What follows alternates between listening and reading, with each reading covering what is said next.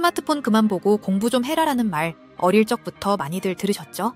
좀 연세가 있으신 분들은 TV 좀 끄라는 이야기, 컴퓨터 좀 끄라는 이야기를 더 많이 들으셨을 테지만 일단은 젊은 세대를 중심으로 이야기를 해보겠습니다.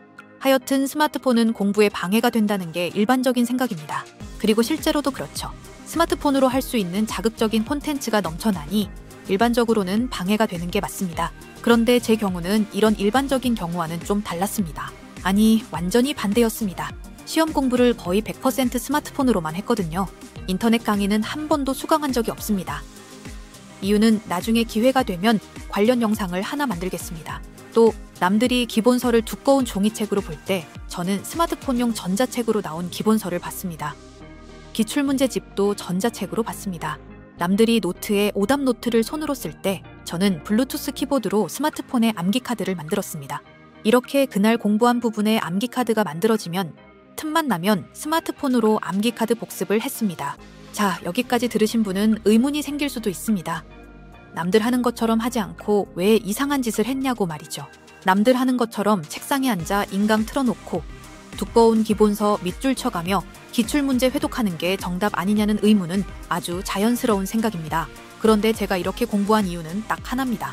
바로 언제 어디서든 틈나는 대로 공부할 수 있는 환경, 가벼운 마음으로 공부할 수 있는 환경이 필요했기 때문입니다. 더 정확히 말하면 마치 놀이처럼, 게임처럼 공부하고 싶었던 거죠. 여러분들, 솔직히 공부를 시작하기 위해 책상에 엉덩이를 붙이기까지 얼마나 큰 결심을 하며 얼마나 힘든 자신과의 싸움을 이겨내야 하나요? 그런데 스마트폰 화면만 열면 재미있는 퀴즈가 나오는 환경을 세팅해 놓았다고 상상해 보세요. 이런 힘든 과정이 거의 필요 없습니다. 저는 그저 하루에 12시간 정도 스마트폰으로 제가 스스로에게 낸 퀴즈를 반복적으로 풀었을 뿐입니다. 공부인지 게임인지 스스로도 헷갈릴 지경이었죠.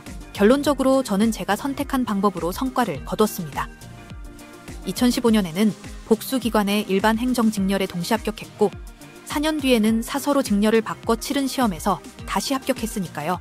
특히 4년 뒤에 시험을 볼 때는 다른 건 하나도 하지 않고 오직 제가 이전에 만들어 놓은 암기카드만 봤는데 저희 기관의 수백 명의 합격생 중 10등 안에 들 정도로 거의 완벽한 시험 성적이 나왔습니다.